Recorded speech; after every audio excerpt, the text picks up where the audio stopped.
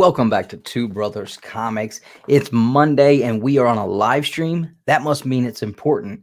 You would be correct. We got a creator interview tonight with one of Source Point Press's newest writers. We got a friendly on here that's going to help us out that was a part of that book too. Stay tuned, see who it is.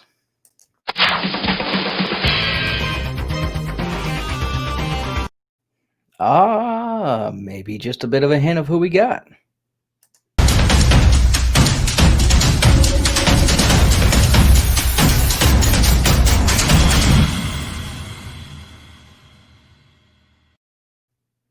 All right, guys. So today we have an awesome creator on with us. And when I say us, I do mean Two Brothers Comics, but it's not who you think. I'm going to bring on one of my co-hosts, Mr. Justin Birch. What's going on, brother? Not a whole lot. No vacation. No vacation. It's not even Saturday night, man, and you're live on the stream. This must be a special occasion. I felt guilty for going on vacation and missing Saturday night. Well, you were dearly missed. I will tell you that. You were absolutely missed, and you are not allowed to skip anymore. It is not allowed. Oh, man. Yeah, I had to hit your intro right off the bat, and I should have timed it better. I should have hit your intro to bring you onto the stream, but it's just been one of them days, so I was a little off. That's okay. But, all right, guys. So we have a guy that is going to come on and talk to us about a brand new title that's coming out this week. So let's bring him on, Mr. Jason Douglas. What's going on, Jason? Hi, guys. Thank you very much for having me on. Justin, very good to see you, sir. You too. It's been a while. Absolutely, absolutely. Thanks for having me on, guys. This is awesome. No doubt, man. Absolutely. We're always happy to be able to bring on a creator and get to talk to you guys. We've talked to several Mad Cave guys. We've talked to some guys from IDW. You're our first one from Source Point Press, so we're super excited about that. And we're excited to talk to you about your new title that is coming out, and it's going to be actually a part of New Comic Book Day this week. Yeah, so this is actually my very, very first comic book ever. It's called Parallel, and it is from Source Point Press. And it's actually because of, I mean, it's new in the sense that you can get it right now, but because of the pandemic, Diamond got shut down and shipping got screwed up. So this is something that actually is already in a lot of people's hands, but you can go out and actually get it this week as well. And I'm sure we'll talk about that. But it's my very first comic, and I'm really excited to talk about it with you guys today. And then, of course, as you've been hinting, there is somebody on the stream with us who is very much responsible for making the book look very, very good. And that's, of course, Justin doing the letters. He's pretending like he doesn't know what I'm talking about, but literally it is not a tenth of what it became without his hard work. So, well, I appreciate the kind words, but we're here to talk about you tonight. Absolutely. And we're going to do that. First thing I got to do, though, real quick, I got to jump into this live chat. We've got a bunch of people hanging out, so we're going to run through here and see who is hanging out with us. We got 1-2 Comic Talk hanging out. What is going on, guys? I knew these guys were going to be here. They were excited for this, so good to see you guys in here. That is probably Kevin, so hope you're doing good today, man. This is Adrian the Panda. What is going on, man? Always expect you to be in here at this point. We're not just glad to have you in here. We expect you in here, brother. So we had a good time hanging out with him on Saturday night. We have the Magic Lasso. What is going on? One of our oldest and most dear supporters of this channel here. Always appreciate seeing you in here. My Wednesday night co-host for What If Wednesday, the Captain Comics. Steve, hope you're doing good, man. I hope you just got home, got relaxed, and getting you a little something to eat while you're hanging out. We have the Comic Jabroni. He's always saying that, he was saying that he's the first one to put muscles in those Two Brothers comic shirts. Well, I'm telling you right now, bro, you ain't the only one that's put, well, you may be right, though, because I haven't even bought a Two Brothers comic shirt, so I'll let you have it, brother.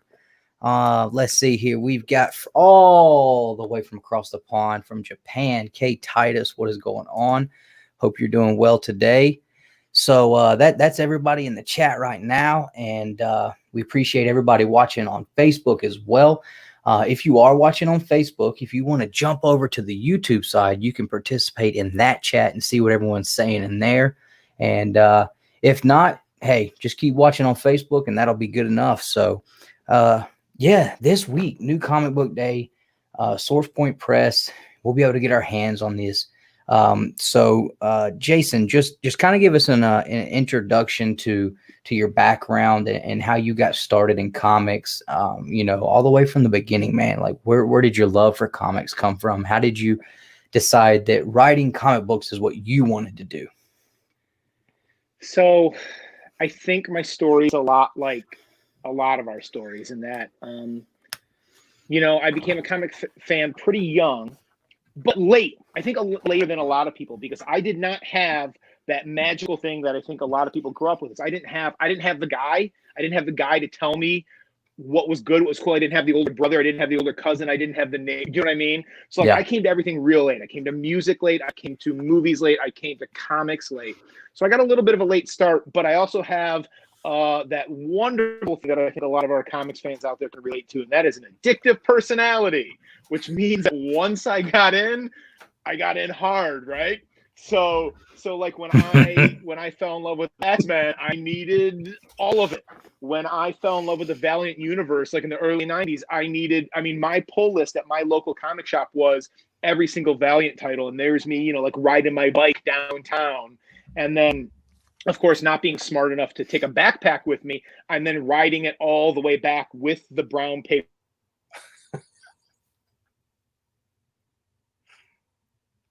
That's a good look for him. Yeah. So I fell in love with it early, and then I did that thing. I was talking to Justin about this earlier. I did that thing that I think is also typical for a lot of fans. Somewhere in my mid-teens, I let it go for like about 9 years and didn't come back until later. And then, just because I was gone for 9 years didn't mean the addictive personality went away. And now suddenly I'm a little bit older with a little bit more disposable income. So the collecting started in earnest again and has not stopped since.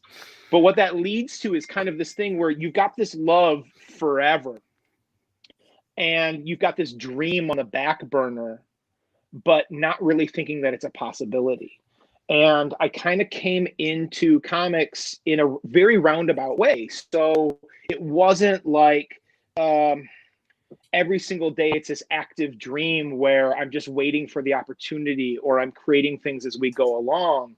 I didn't even see it as necessarily a possibility until I started writing some other things. And while theater wasn't my first love, I came to that a little bit later. And then in my day job as a public school teacher, I started writing plays for kids at the elementary school level and then at the middle school level. And I got some things published. And awesome. One summer, a few years ago, I just decided, you know what?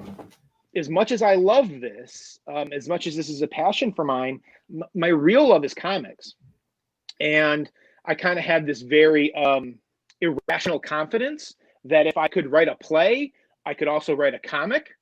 And that came together as a dream. And then, of course, I've said this before, like there's this blissful ignorance that I had where had I known how hard it was going to be, right? Had I known what a different animal a comic script is, it may have scared me off, because here I thought, well, I can write you a skit. I can stage blocking. I can close my eyes and I can give you an hour-long first act without like batting an eyelash, because I had done it for so many years. And then I sat down and wrote a comic script, and I'm like, this is not the same thing at all. And it was daunting and it was hard. And I wrote the first half of Parallel over a summer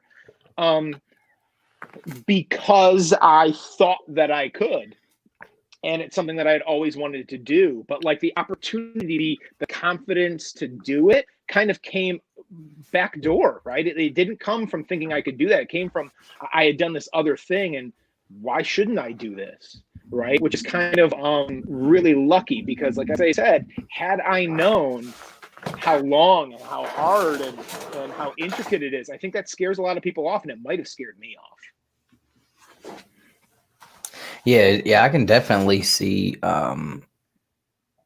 Man, I mean, writing plays like that seems like a difficult thing that would be hard to do too. So I've never had it in me to even attempt to think I could. So I always admire people who do actually make that attempt to write. And then when you're successful at it, like that's awesome, man, because especially if it's something that you haven't done before and you just building up the confidence inside to say, you know what, I'm going to do this. It's something I'm interested Well, in. I believe in myself, and that's the yeah. first step. And I don't have that in me, I guess.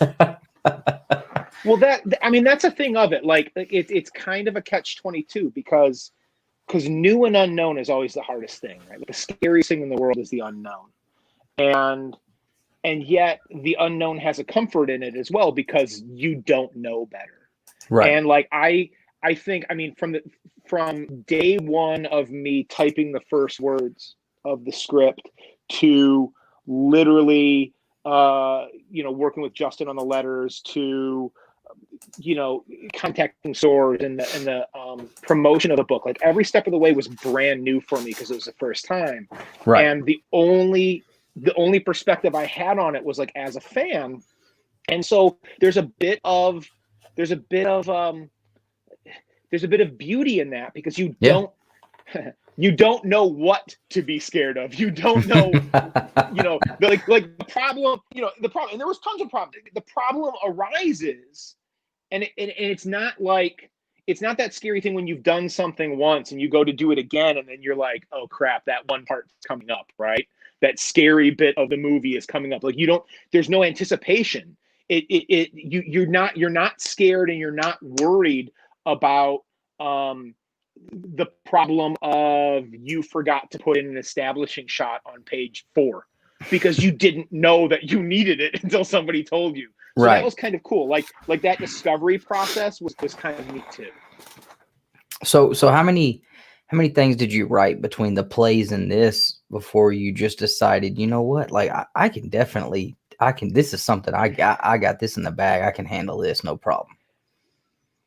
Well, I thought that so there's 5 full-length plays and a couple dozen skits, and these were all things that were written for elementary school and middle school, and it was that kind of thing that it became something that I knew I could do and something that I did regularly, like on a schedule, and I think that's what gave me that irrational confidence to then go, okay, it felt safe to me to do then the thing that I always knew was the dream, Right. which was to write a comic, right? Like I said, as much as I love, writing skits and writing plays and seeing them performed by young people, like comics is my first love. And this was always on the back burner. And then obviously when we get to talking about that, there's kind of a not too much on the nose theme in parallel about those deferred dreams and about finally taking a risk on something that you've always wanted to do but have maybe put off for too long. Okay. And see, go ahead, Justin. Go ahead. Sorry, I was just going to ask a quick question, but No, get in there, man. Get you some. So I may be jumping the gun, but your non-writing career, you're a teacher, correct? Yeah. So has writing comics replaced writing plays during the summer for you? Yes, that's exactly what happened. So, I mean, when we would do plays, because I was running a drama club at my middle school, and I was running a drama club, like the only one in the district at the elementary school before I moved up, and it ended up being between writing it, the drama club itself, the auditions, the rehearsals, and the putting on, it ended up being about 11 months a year second job. Oof. Where, writing it all summer and then the prep work. And then we had a boot camp for the club and then, auditions and then months of rehearsals. And it was a grind. And as much as I loved it, I knew that like time was passing and it became, this is kind of funny because what a great question, Justin, because it's also very much tied into like those 5 straight years that I wrote those one acts, right? And then we would produce them and it took like 11 months, the whole process. that really, really fed into the kind of existential anxiety, the existential angst that was a really big inspiration thematically for the book Parallel. I'm watching my kids grow up and I'm missing pieces of it, right? I'm watching myself age. I'm watching time go by, and I'm spending so much time doing something that I really, really, really like, but there's this other stuff that's slowly getting further and further away from being a possibility. And that's like a huge theme in Parallel and a huge underlying part of my motivation for writing it, I think, and the inspiration for the story itself. So, yeah, I listened to this podcast called Judge John Hodgman, and you just on that, anybody who listens to that, like, you just got to the crux. I think you just nailed the crux of literally what this is all about. So what a question. Yes, wow. Absolutely. First question. Boom, out of the park. I'm done. See you guys later. Look at him. He's a natural. But I mean, we've kind of conditioned Justin at this point over the past couple of months to kind of, you know, we've rubbed off on him a little bit. He knows what to do now. So we can't let him just come in here and think he's a rookie. Just a rookie. But yeah, I mean, that's an awesome background, man. And you know, I hate that you know, everybody comes on that we talk to and they all have kind of that similar background story where they collected as a kid and they got out of it and they came back into it and you know, relit that fire for comic books. And Nick and I both literally never read a comic book until we were already men. You know, it's like Bane, you know, yeah. you guys were, you know, think comic books, you guys were shaped by comic books and, you know, I didn't even see my first comic book till I was already a man, you know, and it's just like, man, like I wished I would have jumped into them as a kid, but it just wasn't something that was ever, you know, my parents never got into them or anything like that. So, you know, being into it now as an adult, and as much as we love them, I'm kind of like, I don't understand how people fall out of love with comic books. But then at the same time, like I remember being a teenager and I remember what mattered as a teenager. And I'm pretty sure comic books wouldn't have mattered at that point to me as much either. So, well, I will tell you this, because it's kind of a half truth, because even in my 9-year hiatus, 2 books came with me. Spiegelman's Mouse and Gaiman's Sandman. Both of those traveled with me. Those were read over those years. So those are very formative books because I found them just before my walking away, and then they definitely followed me through. And were there, in fact, I walked into my reemergence. I walked into my very first comic book store after 9 years to pick up, this will date it, to pick up Neil Gaiman's return to comics, his little Marvel project when he was raising money to fight Todd McFarlane, I believe, what Marvel 1602, right? The reimagining of all those Marvel heroes back in Queen Elizabeth I days, and that like was what brought me back in. So like that thing, one of my favorite books that I held on to even during my hiatus is what actually in turn then brought me back. Oh, okay. Well, I can definitely feel for him because I want to fight Todd McFarlane too, but we're not going to get into that. Justin's holding in his laughter because he knows all about that. All right. Well, yeah, that's awesome, man. That's a great background and how you came full spin back to comic books and not only just back to collecting them, but being a part of producing them. And that's something I definitely envy because like I said, you know, it's a very, very small percentage of people who have the talent to have any part in creating a comic book. And for someone who loves them as much as we do, just to be able to talk to people who do that and consider, you know, ourselves friends with people who are able to do that and have that talent, man, it's a really cool thing. It's awesome. You know, I've said it, put it on our Instagram several times, walking into a comic book shop and seeing your friends' names on the products you're buying. You know, I've got a stack of trade paperbacks up here with friends' names on. Justin Birch's name is on half of the books that are up here. He's on with us every Saturday.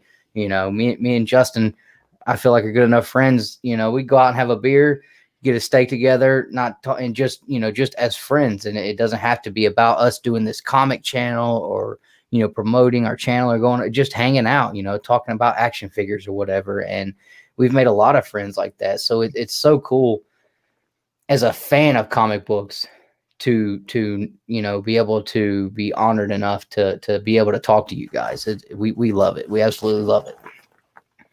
Well, I'm going to be honest. One of the greatest thrills of this entire process was the fan in me getting to experience, I don't know, for lack of a better term, like the backstage process, right? Oh, like I bet. every, you know, knowing what goes into it and then actually getting to experience it. And obviously part of that was what I created, but like when Adam Ferris, the artist on Parallel, like sent me the first pages or the first character sketches, it's amazing to be on that side of it, right? I hope this doesn't embarrass Justin too much, but like he did me a solid when we got to the lettering, and I felt so bad about like sending him this text, and it was an email, and I'm like, look, is there any way that like, yeah, you know, I'm like hinting at it, and he took the bait. I give him credit. He took the bait. I'm like, you know, this is really interesting to me. And he's like, would you like to do like a I think we did a Skype. Would you like to see me letter a little bit? I'm like, oh yes, please, yes, please. And he let me into the process, and I got to watch him do a couple of pages, and then it was so funny because it was magical on the one hand because it's my words coming to life through his talent in a way that the book was only so real up to that point. Like as much as it's a thrill the day that editor-in-chief of SourcePoint Press, Travis McIntyre, says, yes, we're interested. Let's go, right? Like I hand him the thing. He's like, yes, we're interested. Go write me the second half. Like that was a thrill. The first page that Adam got done, that was a thrill. The book was fit, like all 64 pages were finished. That was mind-blowing, right? The cover is sitting on top. It's all in an order. But it was when Justin put the word balloons in, I think where it became real for me. And as thrilling as that was, when we're on that Skype call, I am pretty sure I got really, really like fanboy annoying to him because he's like, he's literally building the book. He's building the book. And I start asking these nitpicky questions because I just want to know, because I was not the creator. I was the fan at that point. And he's just like deftly bang, bang, bang, bang, bang. And he puts in the balloon and the tail comes in at a certain angle. And I was like, oh, slow down. How did you know to do that exact? Because, you know, the percentages come up on his screen on his software. And I'm like, how did you do that? And clearly it was like, I feel like I got inside your head because you were like, I don't even know. Now I'm inside my head because you know, he's so good at it. It's like breathing for him. And so he just knows the angle that tail goes at. And I'm sitting there making him think about it. And, oh boy, I felt really bad. And he's like, I don't know. And I was like, okay, I gotta leave you alone because you got real work to do. And I'm fanning out and I think I'm annoying you. So that's one thing I never try to do. I never try to think. Just do it. Leave the thinking out of it. You know what? That's my way of looking at it. But my counterpart, he prefers that I try to think a little bit. I don't know. He's the thinker. I'm just the do it. I don't. You know. I feel like sometimes when you start to think about it too much, then you overthink it, and then it becomes less organic, and you kind of lose the real feeling in it. And I'm not saying that it's not okay to have a plan. I think having a plan is good, but yeah, I mean, sometimes you just gotta let it go. You just gotta let it go, man. I 100% agree with you. There are several scenes in the book where I have a very distinct memory of knowing that I wanted something generally to happen in this spot. There's like this pretty tense scene in the second half where our main character Landon is going to do something that's probably not in his best interest mentally and physically to his own well-being. And I knew that something was going to happen. Like I knew the beat was going to be there, but I didn't know what it was. And I definitely remember that when the idea hit me, just kind of letting go. And I stopped thinking about structure for a minute, and I just wrote the scene. You know what I mean? I just like Justin's. I didn't think. I just did it, and it makes it a little bit more raw. I think it makes it a little more tense, and because like I was feeling it as I wrote it, as opposed to I worried about panel layout afterwards. Right? I just needed to get the tension and the emotion and the kind of dread he's feeling right now and the helplessness that he's feeling in that moment. I tried to get that on the page before I had to think about, okay, now from what angle do we need to shoot this from? So kind of what you guys are talking about. Definitely, I agree. Awesome. I want to go ahead. Sorry. No, you're good, man. Hey, we'll work on this part. We'll work on this. Real quick, I was wondering if, because I know you've told me the story before, but I think it's such an interesting story how you go from comic book fan to a writer, to a comic book writer. How did you do that process? How did you get in with SourcePoint and our fearless leader Travis? Very excellent question, because this is another example of I didn't know better.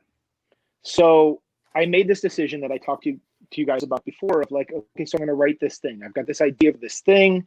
And I wrote what ended up being the first half. I wrote the first 32 pages in a bubble, in a vacuum, right? This is not, there's no concrete plan in the world. There's no plan for how to get out in the world. It was something that was, I needed to do it now. Now was the time. So I did it. But once I got to that point, which ends up being the halfway point in the book, it's like, okay, so what do you do for this? And it was the ignorance is bliss thing again, because I didn't know any better. I didn't know the percentages. I didn't know how hard it was. And I started to do my online research, and I'm looking at companies and I'm looking at submission policies. And I'll be honest, it was not a very welcoming environment. It was a very daunting. I mean, the vast majority of publishers don't want your unsolicited submissions, number one. And if they're taking submissions, they certainly don't want your script, right? They want art, maybe a pitch to go with that art. So like, I didn't have anything to sell. But because I didn't know better, again, I didn't let that crush the dream. And instead, May was just around the corner. The next May was just around the corner. And I took my 32 pages and a cover letter to Motor City ComiKon, where SourcePoint was. And I had a small list of possible publishers that were going to be there. And SourcePoint Press's booth, if you've ever seen one at a con, is always the best booth. So that's what I was drawn to first. And if you've ever met Travis McIntyre, he has the biggest, best red beard in all of comics. So I was immediately drawn to him. Again, no idea. I don't know that I'm walking up to the president. I don't know that I'm walking up to the co-founder. It's just, that's a great beard. Let's go in that direction. Like a magnet, like just drawn to it. And then you got to check, boys, I'm not lying to you. This is I may be of a certain age. I may have lived, half of my life in the 21st century, but like, I might as well be 100 years old, because what I handed him was a file folder from my classroom, like the manila folder, okay, with color paper clips, like holding the whole thing together. There's no digital file, there's no email. It's literally one of Travis's things that he said to me was like, he's like looking at it and he's like, is this like, are you punking me? Like, what is this? And he's like, I like the cut of your jib. I think you're trying to pitch me a comic like it's 1971. Like, I don't know what's happening here, but I kind of like it. So I'm going to take it back tonight and I'm going to read it. And, again, almost dumb luck, but that kind of thing where I had the enthusiasm. It was something I wanted, and I didn't know better to know that's not the way you did it. I didn't know better to know that that I should have been discouraged, or a lot of people get discouraged at the point that I was at. So part of it's dumb luck. Part of it is ignorance is bliss. Part of it is like I said, the irrational confidence of like, of course I'm going to hand this to somebody and they will read it. You know, I think he just liked the color paper clips, I think. And then, and then I guess the story was pretty good. And then he came back to me, and I came back the next day, and he was like, originally, you know, the fanboy in me saw, okay, this is just the oversized issue 1 of a few issues. And he's like, no, this is a one shot. It's a thin graphic novel. It's 64 pages long, which means you're done with the first half. Can you get me the second half? I'm like, and I lied. You know, it's like the actor who once says, like, can you ride a horse? Yes, of course I can ride a horse. He was like, you can go write me the second half. I'm like, absolutely I can. And inside I'm going, I have no idea. But went back and wrote the second half, and then he hooked me up with Adam, who just, you know, did that thing. I got this the greatest thing. So as the fan, right, you hear comic book writers talk about that thing. That magical thing that happens sometimes where whoever's working on the art for them, whether they know them or not, does that bit of comic magic where it's their words, but they make it better. And I got to live that because Adam made everything so much better. Like it's especially the second half. Oh, that was the greatest part because like I knew Adam for the second half. So I got to do that other really cool thing that comic writers talk about all the time. I got to write for somebody. Like once I had seen what he could do, I got to do that really, really cool thing where, well, I know that he can do that. So this can be a little bit darker. This can be a little bit more noirish, and he's going to knock that out of the park. So I got to actually write for a talented artist for the second half of the book, which was just an absolute thrill. That's awesome. That's awesome. And I'm sure, like, okay, so when you have when you wrote the first part and you have your manila envelope, the contents inside, I'm sure you let like, you know, some family and friends read it or something like that, and that probably hyped you up and told you it was great too, right? I mean, I'm sure that kind of adds to that confidence. Nobody else on the planet read it but me. Oh, wow. Okay. No, again. Well, here's the thing. So this is the other thing that really kind of, I remember this caught me off guard a little bit. So, you know, when I'm writing these plays, that's all me. I mean, a 10-year-old, a 14-year-old is not going to be my editor. And the way the play publishing world works, right? You've got like these 4 major North American companies. And if they choose your play, they choose it because it's done. There's no editor. Like if they buy your play and they publish the play and you put it out there and now it goes out to, you know, for other schools or community theaters to buy, there's no changes to it. So like I literally had not worked with an editor before. Then, you know, Travis set me up with very talented writer himself, Bob Sally. And Bob comes back with that first set of notes. And oh my God, boys, I got so precious so fast. I was storming around the house for 2 days going, maybe this isn't worth it. Maybe I won't do this. And of course, you know, like I'm looking, like I call my buddy who's also a lawyer. I'm like, is there a way I can get out of the contract? He's like, shut up. What are you doing?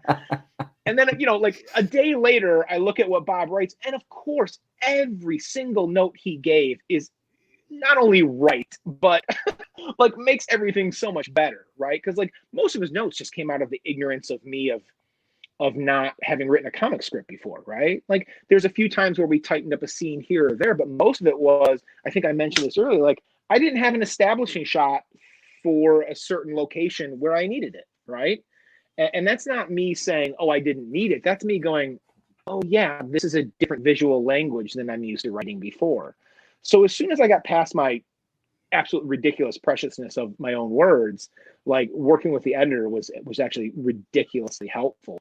But yeah, that first shot at it, to answer your question, nope, nobody else saw it because that's not the way I'd ever worked before.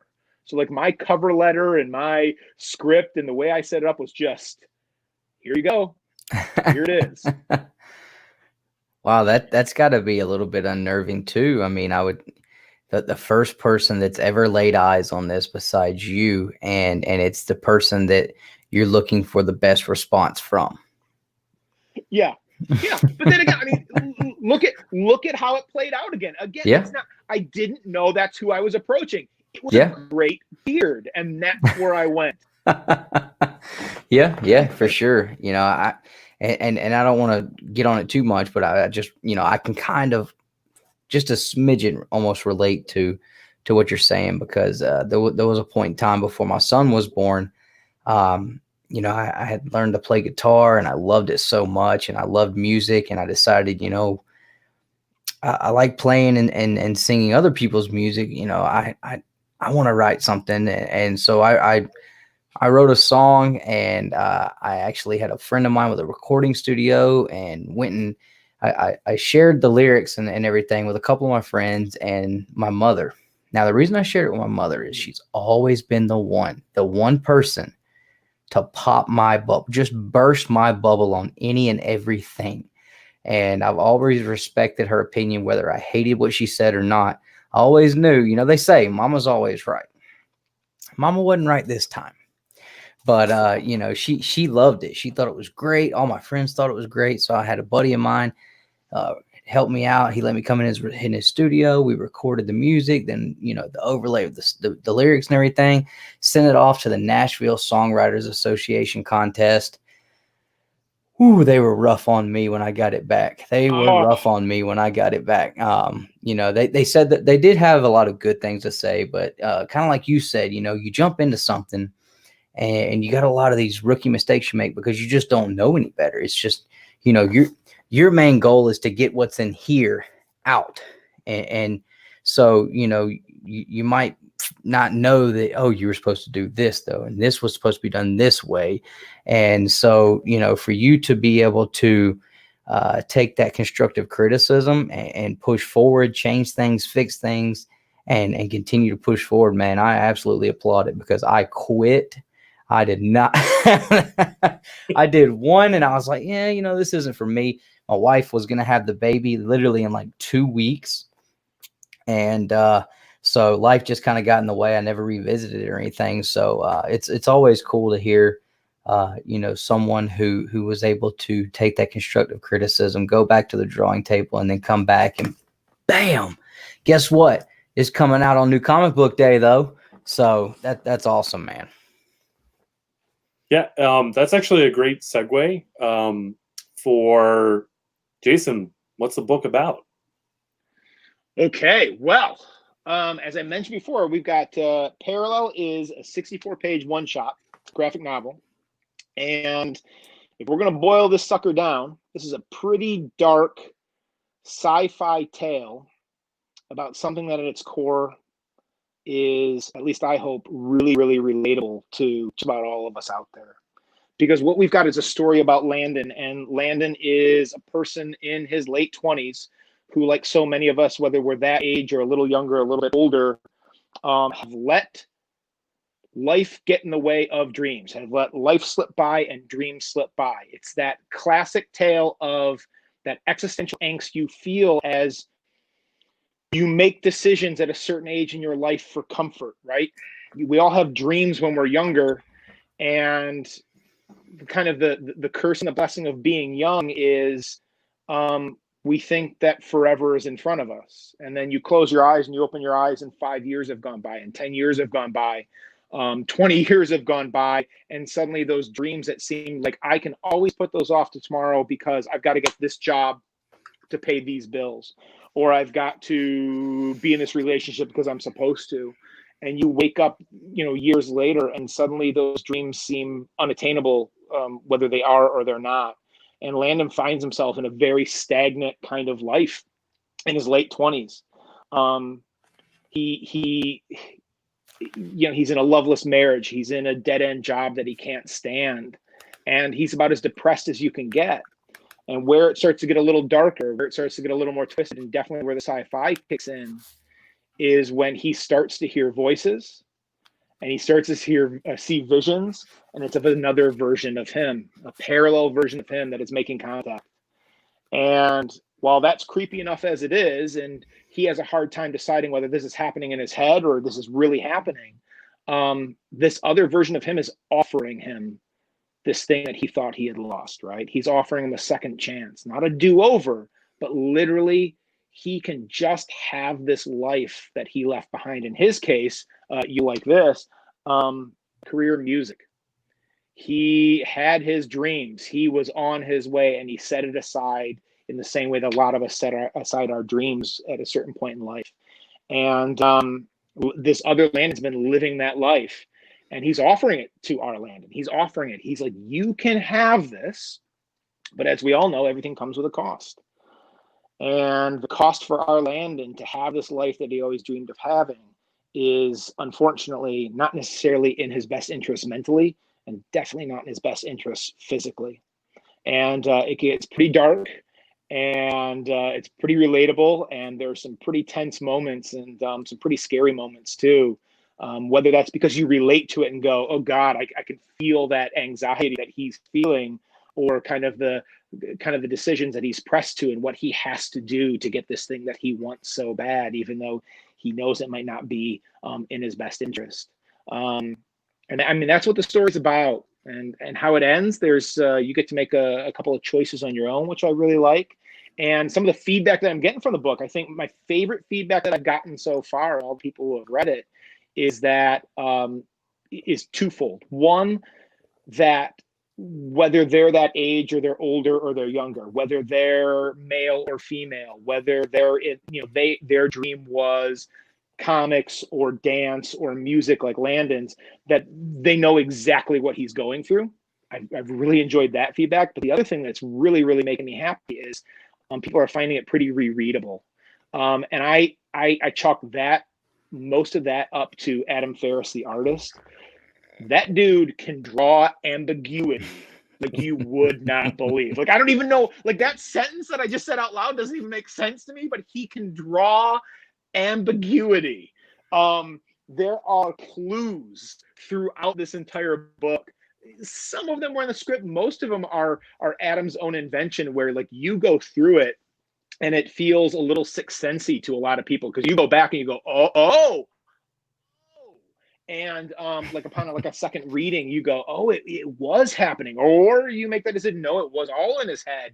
And people have been like arguing about it and stuff like that, which I just totally dig, because that means they're enjoying it, right? So Absolutely. That's my story. As a person who is in their mid-30s, I feel like I can relate to that. Absolutely, man. Every day I feel like, I'll be 31 this year. And, my wife has to kind of like bring me back to reality sometimes and remind me that everything's okay. Because sometimes I sit around and I'm like, I'm 31. And I look at what other people around me that are graduated with or whatever, and look at what they've done and what they've accomplished. And I'm like, what have I done? I missed out on, I look at missed opportunities and different paths I could have taken. Maybe if I would have, worked harder and trained harder, with sports in high school and middle school, if I would have started earlier and got serious earlier, maybe I could have went down this path. Or maybe if I actually tried in school, what if I'd have went to college? Or, it's just, what if I would have decided to have children a little earlier? And, so I definitely think that's something that you're going to touch every reader out there with, because I don't care who you are, how great everything is in your life. There's going to come a time, or there has come a time, where everyone has said, what if I would have done this, or what if I would have taken this opportunity, and wondered, where they would be. Crap. Like I said earlier, me and Nick didn't start collecting comics till we were grown men. What if we would have started collecting comics when we were younger? Maybe what would our collections look now? What books would we have been able to get our hands on then that we couldn't get our hands on now? Something that simple. So I definitely think that you have managed to write a book with a concept that is going to relate to every person that is standing upright and still breathing. And that's not something that every writer is able to say. So absolutely bravo to that, man. Thank you. That's the funny thing about it, because as universal as that is, we experience that alone, right? Like you're inside your own head with your own regrets and your own I should have, I could have, right? That reminiscing and that stress that comes with that, and that feeling of time passing. Like you're so alone with that, and it feels so solitary. And yet you're right. Like, who hasn't felt that at some point? And if they tell you they haven't, I think they're lying. And and I'm older than you guys, and like the inspiration for the story, like there's a lot of me in there, in the fact that, you know, I woke up in my mid to late 30s going, what, have I done it yet? Right? Like, what happened? What happened to that dream? Why did it take so long? But what's funny is, because you mentioned this earlier, the catalyst for getting me to write it, though, was not that, because I think I'm the kind of person who would have just dwelled on that, and it would have just that stress ball, that anxiety ball, probably would have just grown, and it would just, like, every single year that went by, I think it would have been even harder and harder to actually take the risk and pursue the dream. The catalyst for me taking that summer off from writing a play and writing this instead actually was inspired by students. You know, I'd been teaching long enough at that point where I had enough former students that were approaching their late 20s, right, that had made decisions in their early 20s out of necessity or comfort or whatever. They took that job that wasn't their dream, right? And they were like living what our character Landon was living, like, in that moment. And it was like multiple former students, like, I talked to them and they reached out and they were like, this is what's happened to me right now. Why am I not in Chicago? I'm thinking of one student in particular. Why am I not in Chicago dancing right now? Why am I still in Michigan in this office job that I hate? And I was like, oh, that's it. And that's what, like, kind of like lit the fire under my butt and said, I'm feeling it. They're living it right now. Let's go. And that was the thing that literally I sat down and started typing.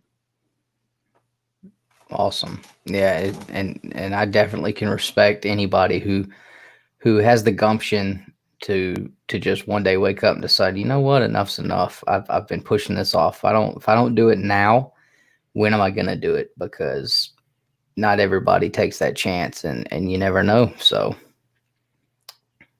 I feel like we just got real deep. yeah. I'm literally right now rethinking, like, what am I doing? What am I doing? Because I mean, like you say, you know, we all get up every day, and you know, except for Justin, and get in a car and drive to a job and sit and think, you know, man, I wish I was doing well. And you too. I mean, Jason, you're writing comic books, man. I mean, you're living your dream too. So I guess I'm the only one here thinking, you know, what, even if I could go live my dream, like, what would it be? I just get up every day at 4:30, drive to a job and go pull fiber and cable. And then I come home and, you know, hang out with the wife and kid, and then do the YouTube thing. I guess that's as close to it as I'm working. So, you know, like I said, man, I just, I know Justin's kind of got a similar story, you know, with how he got into lettering. So to be able to hear those kind of stories from guys like you guys, it makes people like me kind of sit back and like, man, like, these guys, they got it together. You guys definitely, you know, you went for it and you succeeded. And I think everyone, you know, should applaud people like you guys for sure. Very kind of you to say. Yeah, sorry, I don't know what sort of inspirational thing to say right there. So. Oh, no.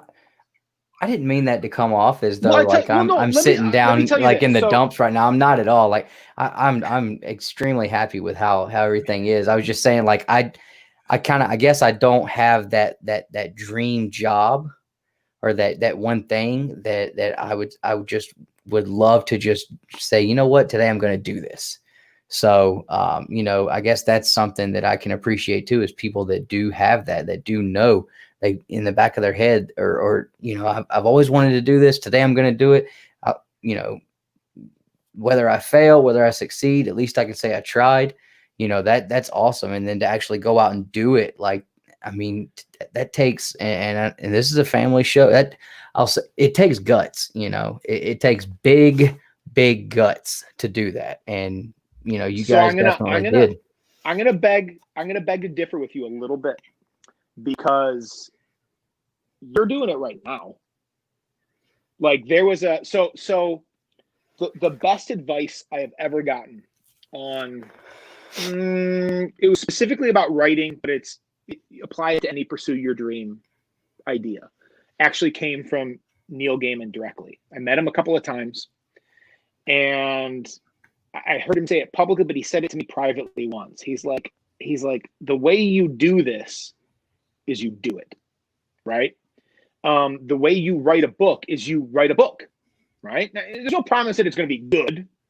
There's no promise that it's going to go anywhere, but you're never going to write anything until you write something. And at some point, you turned on a microphone and you turned on camera and you started expressing your love of comics over this medium. Yeah, absolutely. And absolutely. Guess what? You know, I mean, you were talking percentages earlier of like how many people are in the comic industry, and it's relatively small compared to comic fans. Well, guess what? There are millions of people who are not doing what you're doing right now. And there are a ton of people who think that they can, but don't.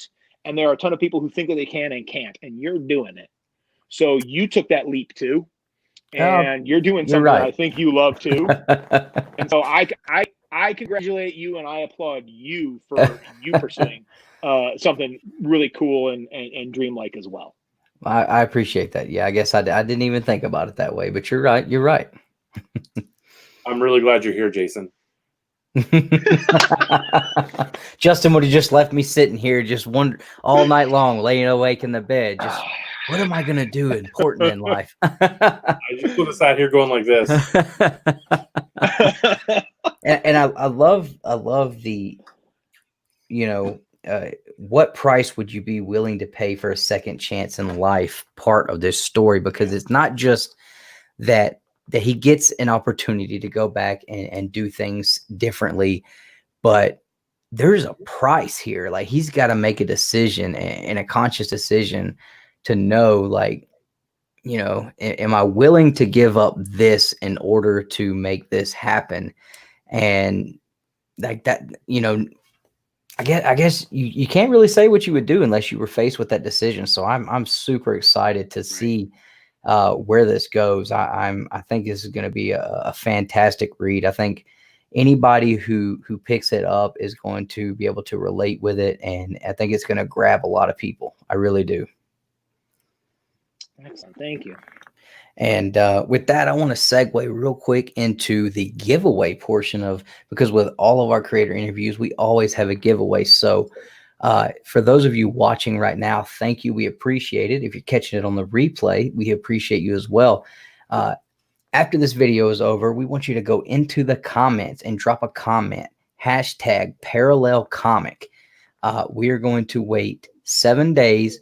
And then not this Saturday night, but the following Saturday night on our Saturday Night Babble-on, we're going to do a random comment generator, and you will get a free copy sent to you by Two Brothers Comics of Parallel, the comic book. So thank you to everybody for watching. And that's something we want to do, is send you guys a copy of this book.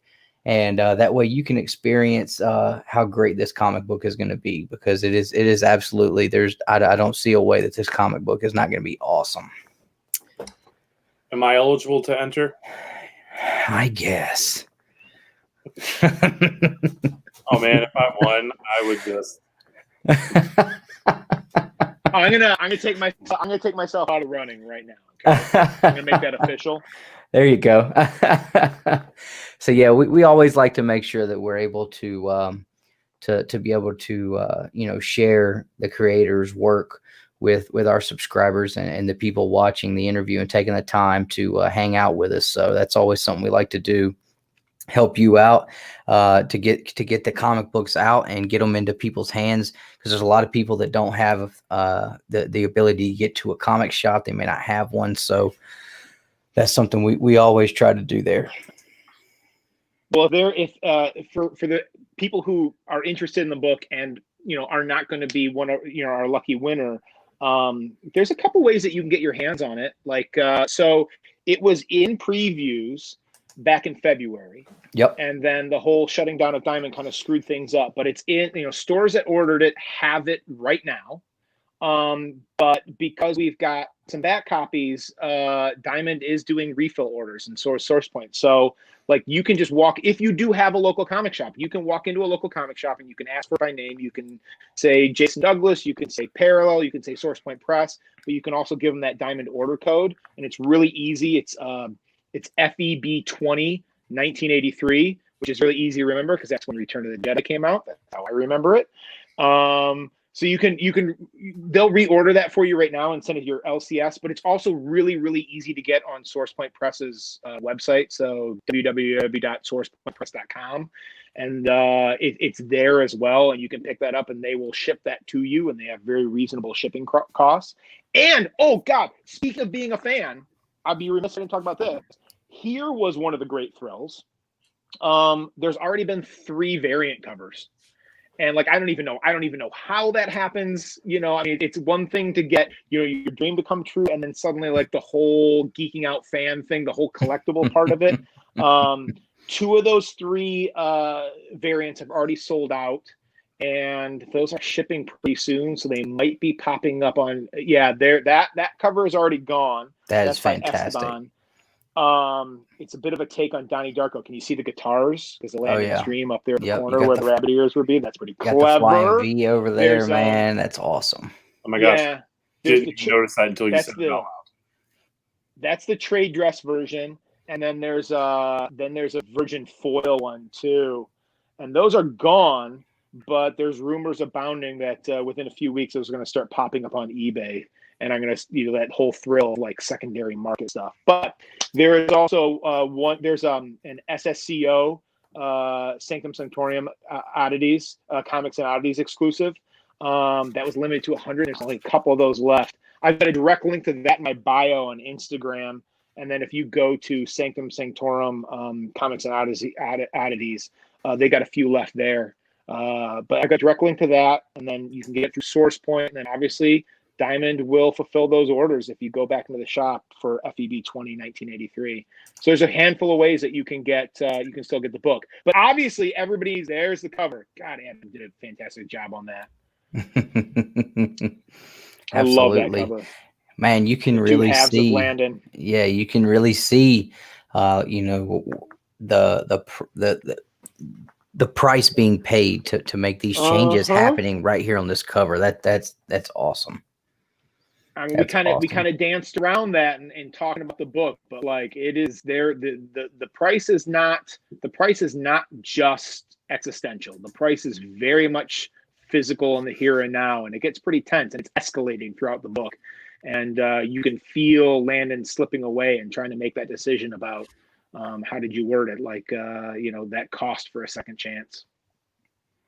Yeah, it's very, very easy to see it. Excuse me, right there on that cover. That's awesome. I love it.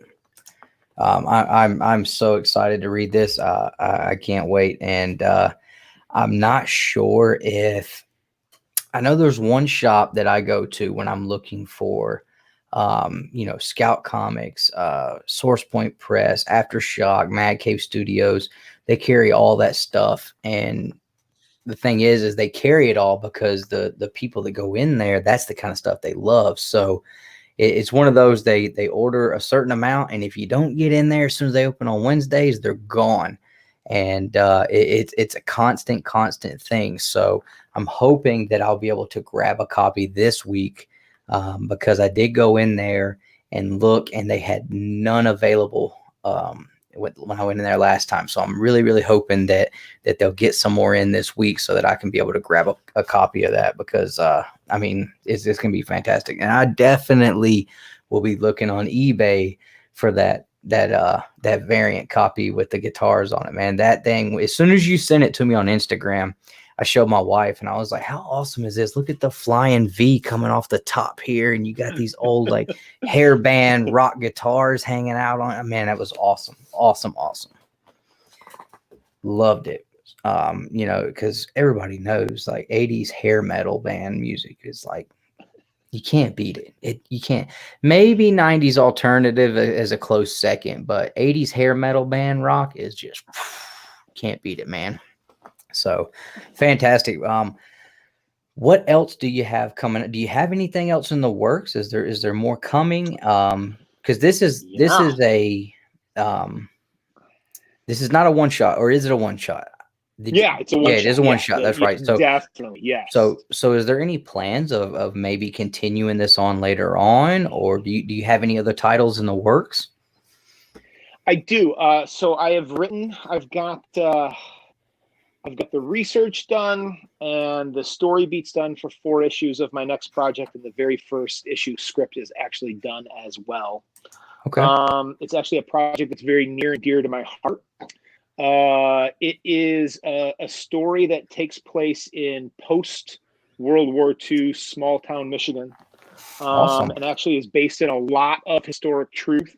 One of the main settings of it takes place in this factory that I found out that my great-grandfather actually worked in during World War II. It was one of those, it was a wire factory that got converted to, through war contracts, making something with a war effort. Right down the road from where this actual real-life factory is where they made bombers at a GM plant. And this one got transferred to make these things called Marsden mats. And Marsden mats, even if you don't recognize the name, everybody knows what they are. They're these long strips of metal that are kind of punched with holes in them that they use for temporary runways in the Pacific and in Europe, right? So like it didn't matter where you were. If you got a patch of ground, you could make a runway and get your planes up and off of them. Okay. And so I found out that my great-grandfather actually worked in that factory. And this story takes place in 1946, so right after the war.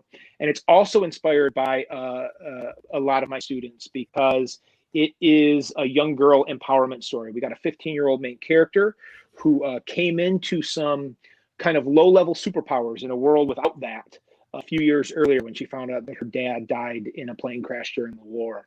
And we're talking about some super speed and some super strength. And she's dealing with that in a world that does not value her as obviously a woman in the workforce, because all our Rosie the Rivers got sent home, right? This is 1946. Everybody's back. Those jobs are gone. And so her mom, now without her dad, her mom does not have a way to keep her and her family alive. And she kind of goes out looking for that job. And there's no secretary jobs for her. And yet she's got these amazing abilities. And how is she going to apply that? So it takes place in a lot of truth about women's roles at that time, about how they were thought of at that time. Definitely taking place in these real spots. Oh, and what was really cool about writing this and during the research phase is I actually got into the factory, literally, check this out, guys, 1 week before they tore it apart and sectioned it off for like little little rooms and businesses and stuff like that. So I got to see like all the original machinery to make all this stuff and like all the original brickwork, and then it's now gone. And I got all the video and all the pictures. What's that? Did you sneak in? Like, did you go in at dark? No. I got, so like I was kind of I had been lurking. No.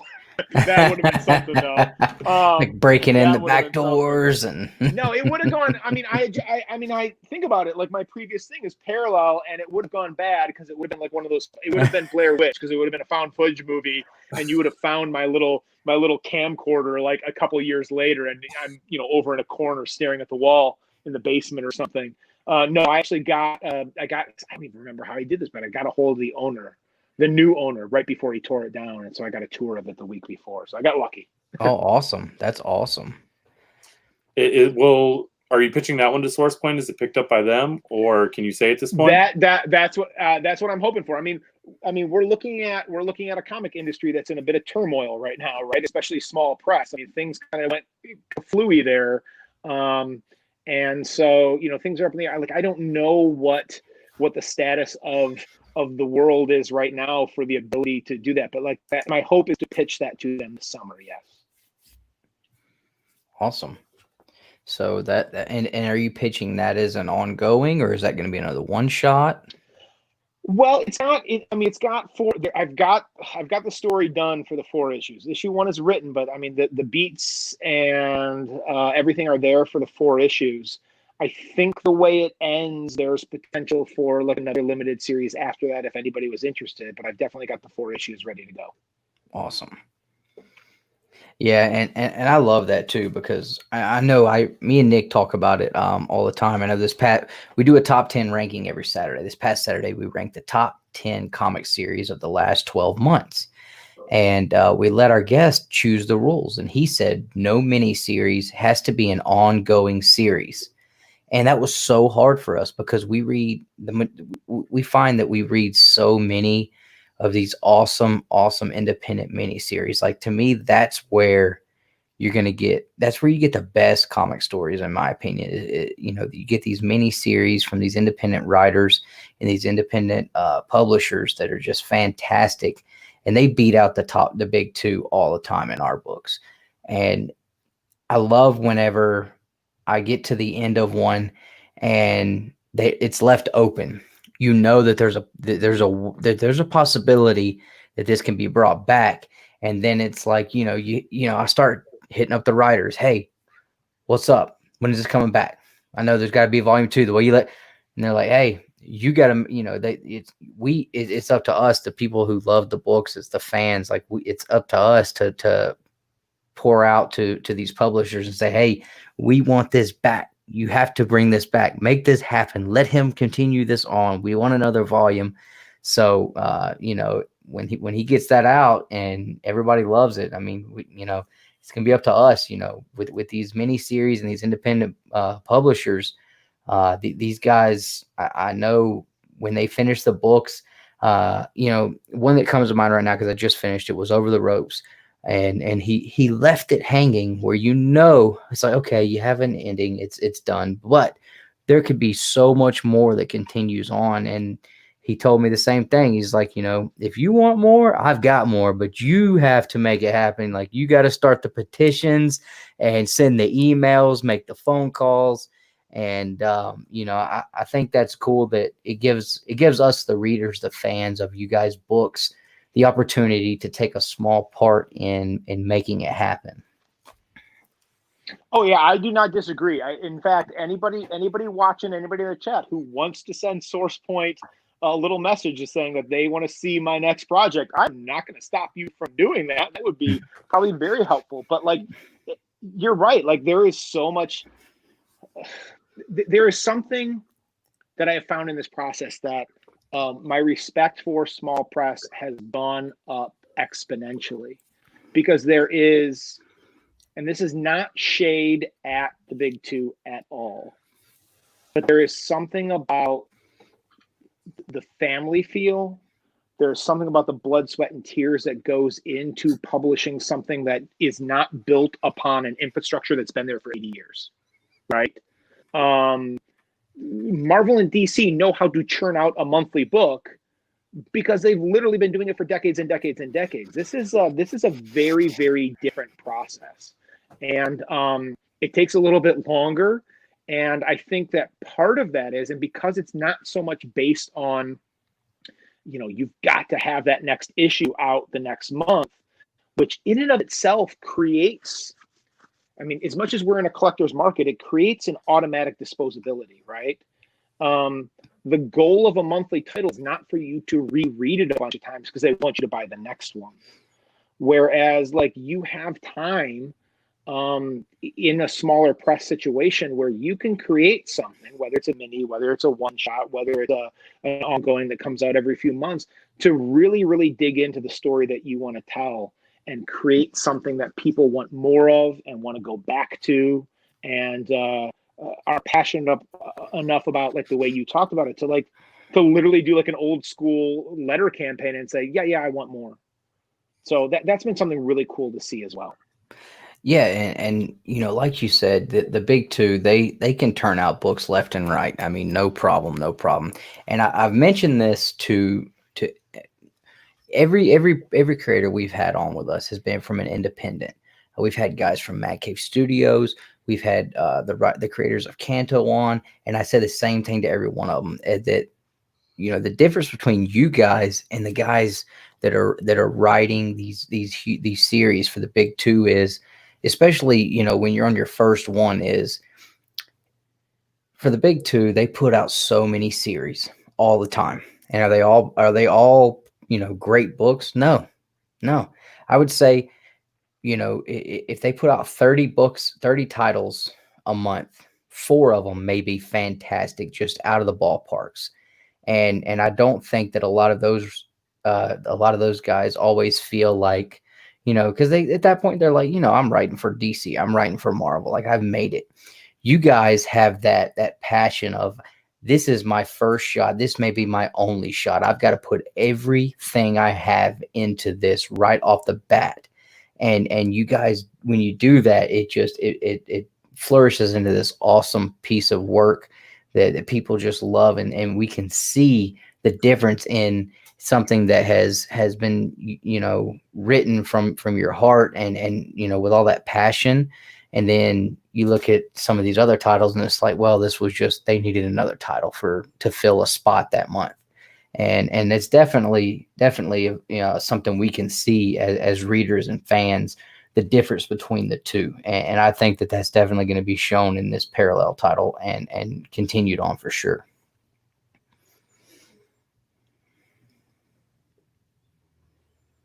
Very cool. I agree. You got anything else, Justin?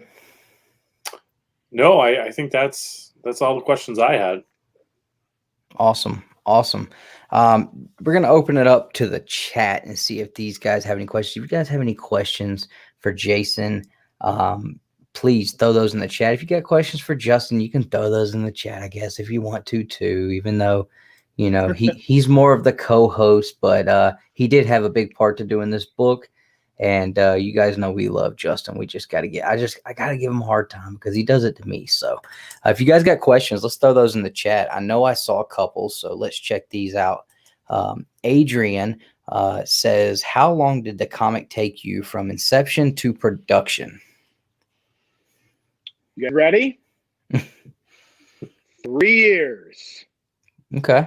Yeah, it was a process like that. Caught me off guard. Again, you know, like here's another reason why I've got such the appreciation for the creative process behind it and all the people who work on it, like, grew so much, because like when I'm reading, even if I'm reading a trade, much less a monthly, it might take you what 20 minutes, right? Maybe you spend a little bit more time with it. Maybe you're done with it in a half an hour, whatever it is. And then you set it aside and you move on to the next thing. And like so much more time and effort went into it. Like it very much caught me off guard. You know, not knowing. And from the moment that, like, from when I wrote that first half and then got it to Travis, and then to the point where this February it was in previews, it was almost a 3-year process. So it takes some time, and you don't necessarily think about that when the product's in your hand and it only takes up somewhere between 20 minutes and an hour of your life. And that's something that's changed about now my fandom, I think.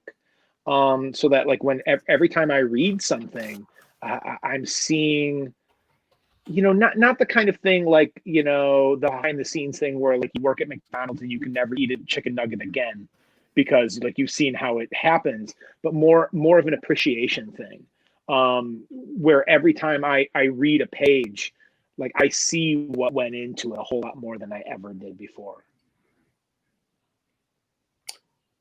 There was a question that was asked way at the beginning of the show from our good friend Rod the Weekend. He wanted to know, do you like cornhole? The game, absolutely. We call it Bago where I come from, which maybe isn't even true. Anyway, I grew up knowing it as Bago, and yet I was at a gymnastics event for my daughter about 6 months ago, and up on like the wall of this gym in this school was like cornhole championship of like the Midwest, like coming up in like a month. So maybe I'm just wrong, but like I called it Bago. Bought one for my wife over Amazon, I want to say about 5 years ago, right? And I got to do the return dance with Amazon 5 times because every single time they sent us it was like literally I ordered the plane, like, this one is red and this one is blue. They sent us 4 different universities, Bago, none of which we went to. Like here comes an Ohio State one. Here comes a University of Minnesota one. here comes an Oregon one with a duck on it or whatever their thing is. And it was like, what are you doing? And I did that, but now we have one. And yes, I'm not very good at it. My son has become better than me at it. And because he is a young teenager, he now thinks he is the best thing in the world and better at me than everything. But yeah, I like a little cornhole for sure. I definitely don't. That was a really long-winded answer for Rob's question. Good I God. definitely don't blame you for sending that Ohio State and that Oregon one back, man. Those aren't even worth the wood that they're printed on. So if you want something special, you go do like I do. You have some handmade, professionally custom Florida State Seminoles ones made. That's where you got to go. I see. You're lucky Bearded isn't here in the chat right now. What is he like? Is he a Miami fan or something horrible like that? No, I believe he is a Buckeye fan. Oh, that's right. Yeah, that's right. I had that wrote down somewhere in my list of what's wrong with Bearded Comic Bro, and that was the only thing there. So let's see. Big Dad 138. This is one of our subscribers from Canada. Says, what comic creators do you admire? Okay, so eventually my phone is going to die. Eventually my AirPods are going to die, which is my clever way of telling you I could probably talk to you about this question for a few more hours. When that question is asked, I run into the same problem that when I'm asked about, what are your top 5 movies or what are your top 5 bands, things like that. I cheat. I do that thing where my top 5 movies are 25 in them, right? So if we're gonna talk comics, I'm gonna give you as concise of an answer as I can, but I've got to specialize it. If you just made me pick right now, literally it would be 2 hours of me listing people that I love. In my collecting, at this stage of my life, I think Justin and I have talked about this before, because he may or may not over chat on Instagram like a month and a half ago, he may or may not have suggested / subliminally bullied me into starting a run of Claremont X-Men from beginning to end, which I probably can't afford, but I'm going to probably do anyway. But while I'm still, percentage of my collecting is like this key or that key or this run or that run. As a reader, there's a handful of creators that anything they put out in the world, I'm going to be there for. And right now, Jeff Lemire is one of them. Mike Mignola, I will follow to the end of the earth. Eric Powell as well. Those are Jeffrey Brown. Those are a bunch of the ones that it does not matter what it's going to be. I'm going to be there for it. I had a thing the other day. Somebody if you come, I am not, you've put a lot of praise on me tonight about you're a creator and you're living that dream and we have a certain admiration as fans for you. But I'm certainly not famous even in my own house. So I'm at that point, on Instagram. It's like you come and say hello to me on Instagram at J Douglas Writes, and you send me a message, and I will chat comics with you until the cows come home, as they say. And I was talking to this dude the other day, and we were talking cover artists, favorites. And right now, I could stare at post 70s Barry Windsor Smith all day. Post 90s Jay Lee, and then any Mike Mignola cover that has ever been created is probably in one of my favorite comic covers ever. Awesome. Justin, you'll appreciate this. So I did that thing, my little mini runs. I put together that Mignola, that Hulk run where you're just, from the mid 80s, where you're just seeing little hints of what's to come. You look at Hulk and you're like, is that him quite yet? Because it's 70% Marvel house style and 30% what he's going to become. But then you see a little skeleton in the background. And you're like, oh, that's almost a Hellboy cover. And then, one of my favorite, and here's an X-Men related thing. Maybe one of my favorite runs of covers of all time. I don't know if I told you this or not, is that little run that Mignola did on Classic X-Men. like Brood saga era. Okay, but the reprints. Mm-hmm. So like when Carol Danvers becomes binary and stuff like that. Oh my God, I love those covers. So good. But yeah. So again, I don't even know if I've answered the question. I gave you a few creators. I gave you a few cover artists. It's like I'm giving you like 2/10 of the conversation, and I'm going to cut myself off there because if I go the other 8/10, my phone's going to die. So there's that. There you go. Awesome. And then Big Dad asked, where are you from? Oh, I'm Michigan born and bred. Okay, so I live in like the westernmost suburb of Detroit, so literally about halfway between Detroit and Ann Arbor. So if you guys are talking colleges, like 20 minutes away from U of M in the big house. But I went to MSU. I'm a Spartan, right? I went to MSU for undergrad and grad school. And obviously, it's funny, you guys were talking about college rivalries. Like I was that elementary school and middle school kid who, was like diehard MSU, boo, we hate U of M. And then once I got there and like I swam at MSU, it was like, oh, I don't even care about this anymore. And I think the funniest thing I discovered as like an MSU Spartan was the, MSU Spartans, our biggest rival is U of M, and we hate them, right? And we're like, yes, there are mortal enemies.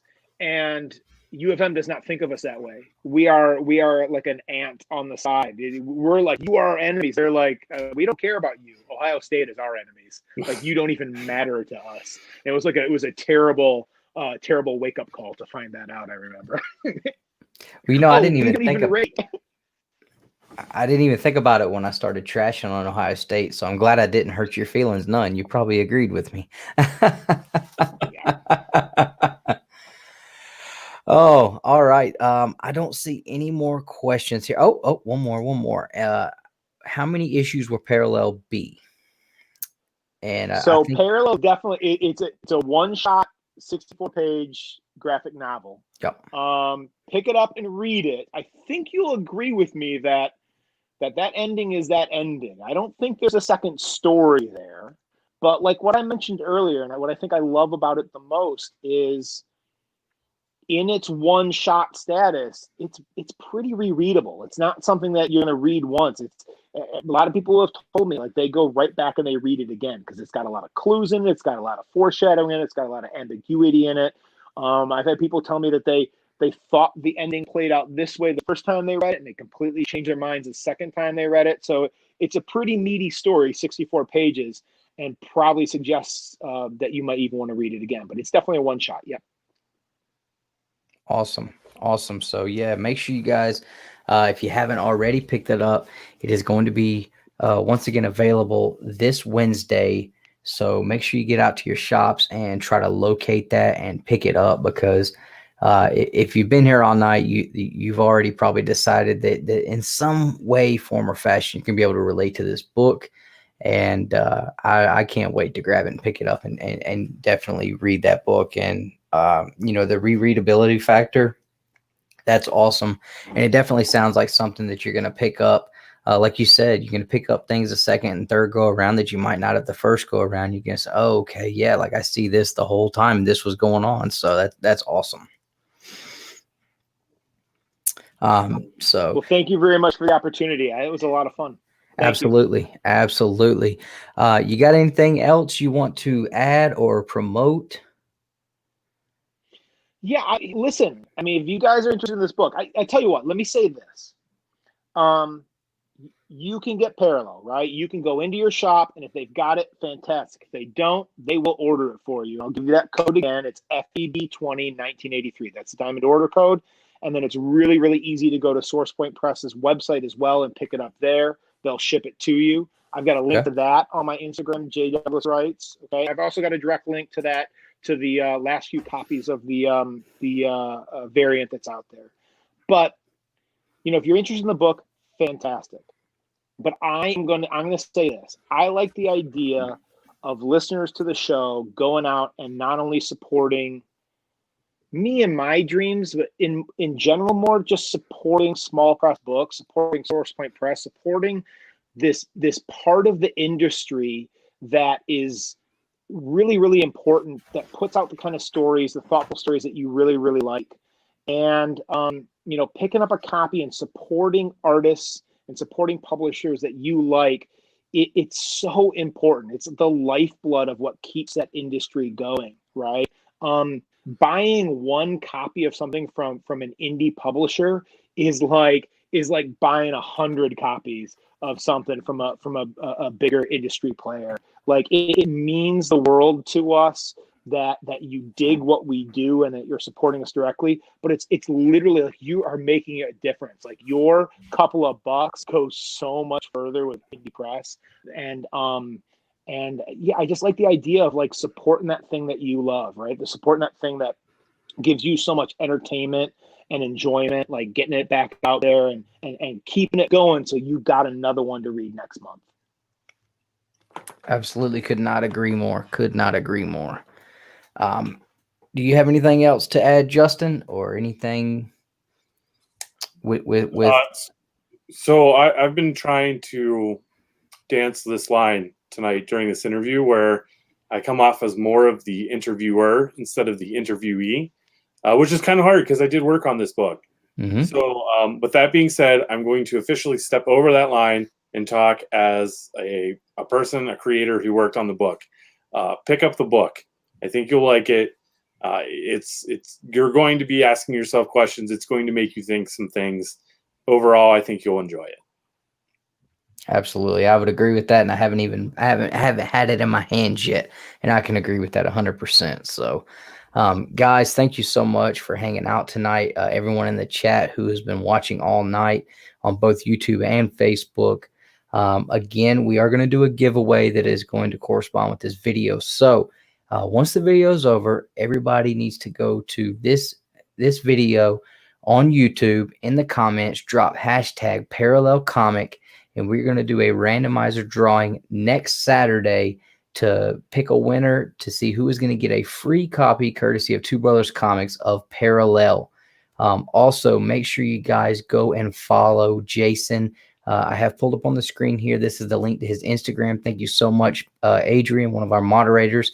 And him and Justin have been throwing that in there all night. So make sure you guys go and give him a follow on Instagram so you can keep up with what's going on and when the next title is coming out, because it's got. I'm sure it's coming. And you want to know, because this Parallel book already sounds like it's going to be an absolute hit. So thank you for hanging out with us, Jason. I really appreciate you coming on and giving us the time to talk about Parallel and share your story with us, man. It was absolutely a ball. I enjoyed it so much. Thank you so much, gentlemen. It was a pleasure. It was an honor. It was actually a lot of fun. Absolutely. And yeah, and Justin, thank you so much for coming on and helping me out here, being my counterpart. And I'm sure the lettering in this book is just right there too, man. No doubt. It's really good. He did a fantastic job. I love it. I'm sure. Absolutely. I'm actually looking forward to getting my critique notes for how I did from Nick after this. Yep. Hey, I get them too, man. So we'll see if he's harder on you or me. Difference is you get paid. All right, guys. Well, everybody in the chat, thank you guys so much for hanging out as long as you did and giving us the time to talk about this. Make sure you guys go out this Wednesday and pick up Parallel and share that out on Instagram, Facebook, Twitter. Let everybody know what you think about it and spread the word on this book so that everybody else can go get a chance to enjoy it, because, with these smaller publishers, a lot of times, like I said, people might not have a comic shop close to them. So a lot of people might not know about them. So as fans of these comics and these publishers and these creators, it's kind of our purpose. We it's up to us too to help spread the word on these comic books. And I'm definitely psyched about it. So thanks again for hanging out tonight, Jason and Justin. We appreciate it. And we always end the streams with our slogan, our hashtag, which is collect your way. So we're going to end the stream. Jason, just throw the finger guns up, man. Collect your way. And we're going to get out of here. So thanks, guys. Hope you guys enjoy the rest of your week. And as always, collect your way.